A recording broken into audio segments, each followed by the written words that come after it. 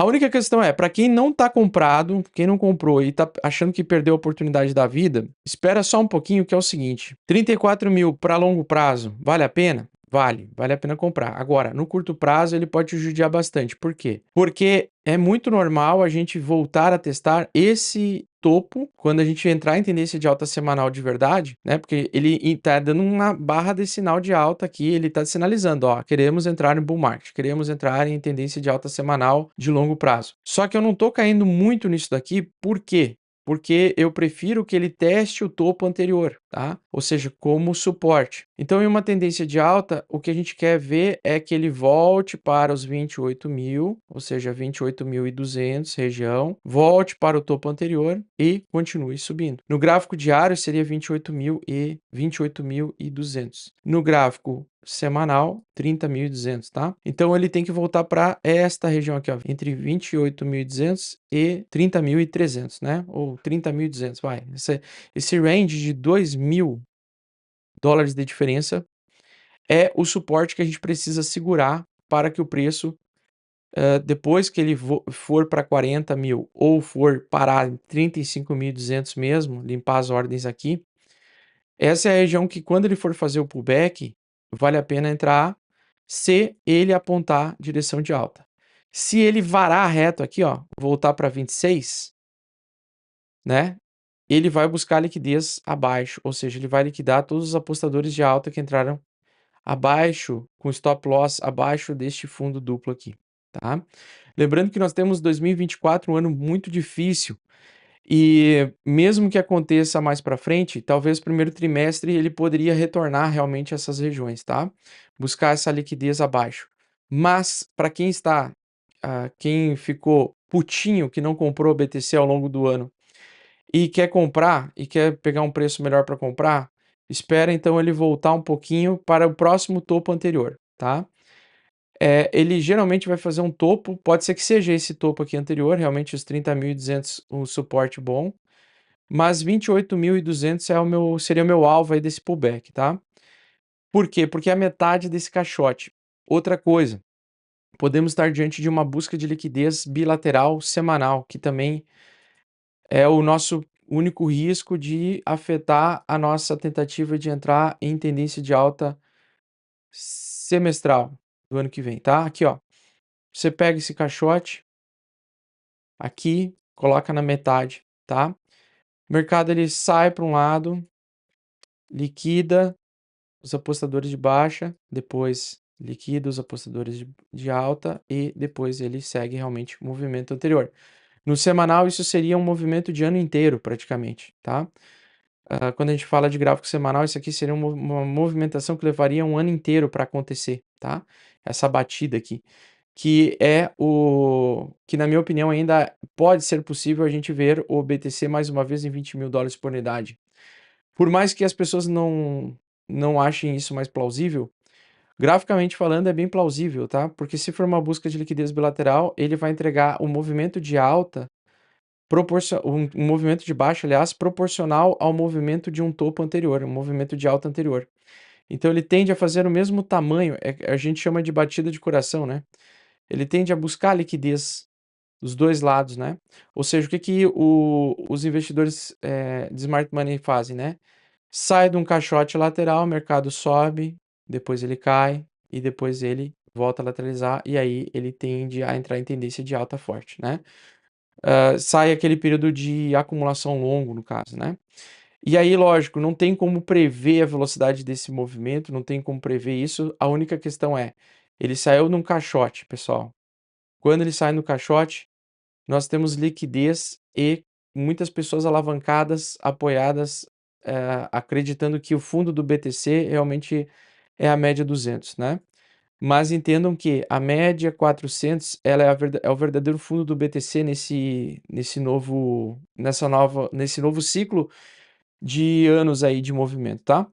E não significa que está subindo muito forte essa semana que ele não entregue muita venda nas semanas seguintes, ok? Porque o mercado anda em ondas, ele não vai andar na vertical, ele não vai subir vertical assim, ó, tá? Então eu teria um pouquinho de cuidado para ficar preocupado, por quê? porque eu, Augusto, ainda acredito que nós vamos ter um período um pouquinho maior para acumular barato, tá? Pelo menos o primeiro semestre do ano que vem, com certeza, tá? Antes do halving, eu acho que é bem plausível. Outra coisa, se acontecer um movimento semelhante ao que aconteceu em 2014, 2015, nós temos uma última grande queda antes do halving, alguns meses antes do halving. Depois do halving, aí geralmente o mercado realmente entrega alta e já teria a expectativa também de aprovação de ETF, né? Então, nós temos muitas coisas positivas para acontecer no próximo ano, mas também coisas que vão ser muito tensas. Por quê? Porque ano que vem é bem provável que exista recessão, né? Como não aconteceu esse ano como eu achava que ia acontecer em 2023 a recessão, e não aconteceu, é muito provável, muito plausível que a gente veja a recessão americana em 2023. E aquele movimento do S&P 500 que eu comentei com vocês de longo prazo, que ele se assemelha a um triângulo simétrico, né? Para ele continuar, né? Se ele perder, tá? E isso é uma possibilidade, tá? Agora ele vai vir testar, pessoal, essa semana, um suporte muito forte, que é esse aqui, ó, tá? Então esse suporte aqui, ó, ou essa região aqui, ó, tá? Isso aqui é um suporte muito forte. Então é o seguinte, ele só vai ter BO em cripto, risco de recessão e medo no mercado de risco, se o S&P 500 perder esse suporte aqui, o que eu acho que vai ser difícil no curto prazo ele perder. Então ele teria espaço ainda para movimentar aqui, mesmo que ele venha a cair lá na frente no futuro, mas se ele segurar esse suporte, é mais interessante para nós. Por quê? Porque daí seria um fundo duplo de longuíssimo prazo, né? Ele traria um fundo duplo aí mensal de longo prazo, tá? Então, como ele inverteu o S&P 500 aqui em maio, ele inverteu a tendência macro, né? Ele saiu de uma tendência de bearish no S&P 500 e entrou numa tendência de alta, ele agora vai validar pela primeira vez o rompimento do suporte que ele rompeu lá em maio. Tá? Então, 22 de maio, ele rompeu, ele fez um pivô de alta, entregou muita alta. Lembre-se que as criptos elas estavam caindo nesse período, tá? Então, as criptos estão fazendo um jogo contrário ao S&P 500 desde maio desse ano, né? Criptos caem e o mercado tradicional estava subindo. Agora, o mercado tradicional está caindo e criptos estão subindo. Então, enquanto ela tem espaço para cair mais, a gente tem um pouquinho mais espaço para alta, principalmente nas altcoins agora, tá? Porque as altcoins elas estavam muito descontadas e elas vão dar uma correção de alta, né? Ou seja, quando o mercado cai, ele dá uma correção de alta. Então, eu acho que a gente está vivendo uma correção de alta das altcoins. Tanto que eu acho que Chainlink, própria Matic tem espaço ainda para continuar subindo um pouco mais, tá? Mas eu tomaria cuidado com sexta-feira agora e principalmente segunda-feira na abertura do mês de novembro, tá?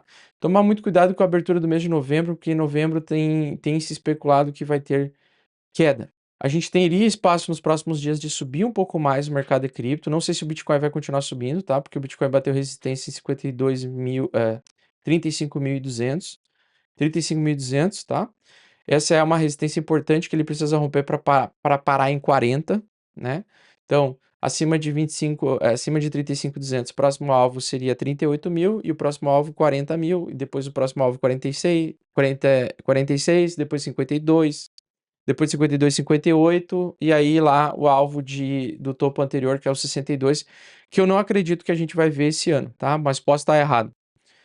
Porque eu não sei o quanto que essa impressão de dólares que tá rolando aí, ou se vai ter alguma alteração na meta de inflação esse ano. Vamos ver.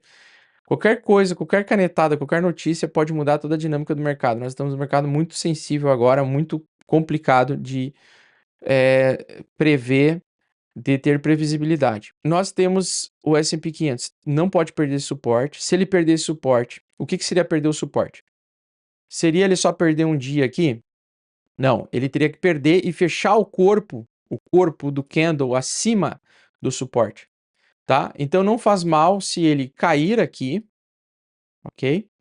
Ele não pode cair e manter um corpo abaixo do suporte. Ele tem que estar acima do suporte, tá? Ele não pode perder e ele não pode invadir esse espaço aqui, ó, tá?